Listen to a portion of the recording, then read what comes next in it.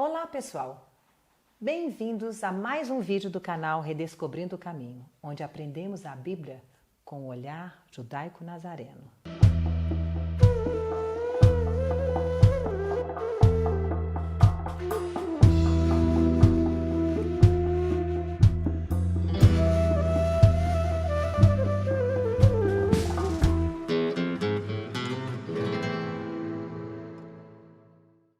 Quando dizemos a mulher costurou a manga rasgada, entendemos pelo contexto que manga se refere a uma peça de roupa e não a uma fruta.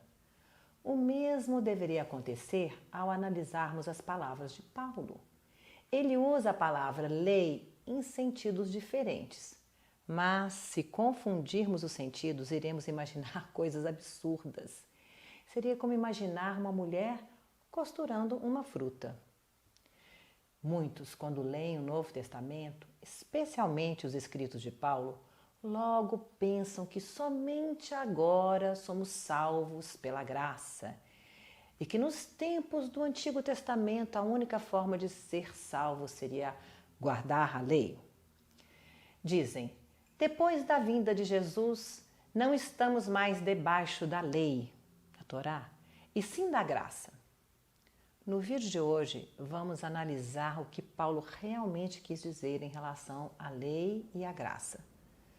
Paulo escreveu no livro de Romanos o seguinte: porque no tocante ao homem interior tenho prazer na lei de Deus, mas vejo nos meus membros outra lei que, guerreando contra a lei da minha mente, me faz prisioneiro da lei do pecado que está nos meus membros. Romanos 7, 22, 23. Nesse texto, Paulo usa a palavra lei para descrever a tendência, o impulso ao pecado, presente em todo homem. E também usa o termo lei para se referir à Torá, ou seja, a lei de Deus. Só nessa frase já temos dois sentidos para a palavra lei. Em outro versículo, Paulo usa a palavra lei unicamente em relação à validade da Torá. Ele diz, anulamos, pois, a lei, Torá, pela fé? Não, de maneira nenhuma. Antes, confirmamos a lei, a Torá. Também em Atos, Paulo declara que ele era judeu que guardava a lei, ou seja, a Torá. Nenhum pecado cometi contra a lei dos judeus, nem contra o templo e nem contra César. Resumindo, lendo esses 3 versículos, entendemos que a palavra lei pode se referir 1. A lei sagrada do Eterno, a Torá. 2. A lei do pecado ou a tendência do homem ao pecado.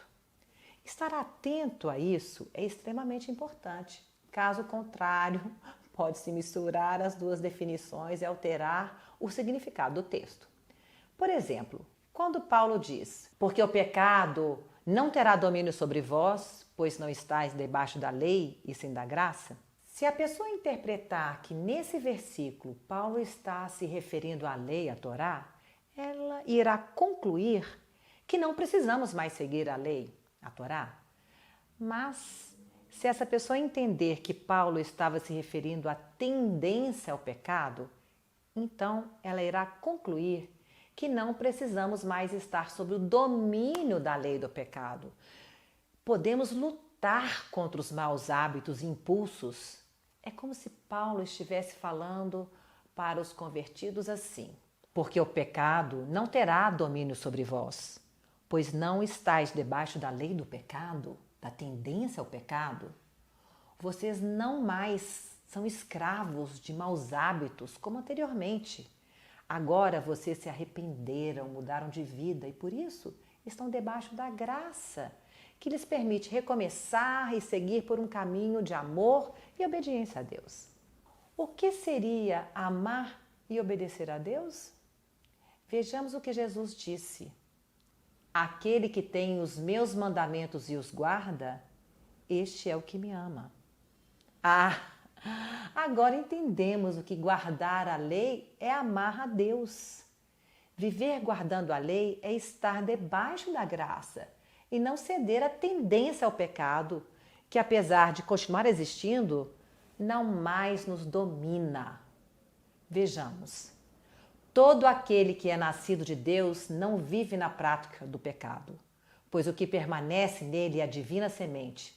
Ora, esse não pode viver pecando, porque é nascido de Deus. 1 João 3,9. Todo aquele que pratica o pecado também transgride a lei, porque o pecado é a transgressão da lei. Obedecemos os mandamentos porque fomos salvos e não para sermos salvos. Outro fator importante quando falamos da salvação pela graça é que a salvação sempre foi pela graça desde o início. Imaginar que nos tempos antigos as pessoas não eram salvas pela graça não é verdade. Vejamos. Noé, porém, achou graça diante do Senhor. Davi disse: a tua graça é melhor do que a vida. E mais para frente: volta-te, Senhor, e livra a minha alma. Salva-me por tua graça. Justiça e direito são o fundamento do teu trono. Graça e verdade te precedem. Graça e verdade precedem a Deus. A graça é inerente a Deus, emana dele. Sem graça não há Deus e não existe vida. Então é isso, pessoal. Na próxima vez que alguém disser que porque a salvação vem pela graça, isso significa que não estamos debaixo da lei, da Torá, saiba que essa pessoa está confundindo manga da camisa com fruta. Apesar da tendência ao pecado ainda continuar presente em nós, não precisamos nos sujeitar a ela. Viver guardando a lei é estar debaixo da graça. Jesus guardou toda a lei e devemos seguir seus passos. Gostou desse vídeo? Deixe o seu like e compartilhe com seus amigos. E não perca nosso próximo estudo na semana que vem, onde analisaremos o mesmo versículo sobre os olhares de Hillel e Shammai, dois rabinos estudiosos que influenciaram o cenário religioso na época de Jesus. Então até lá! Lehitraot!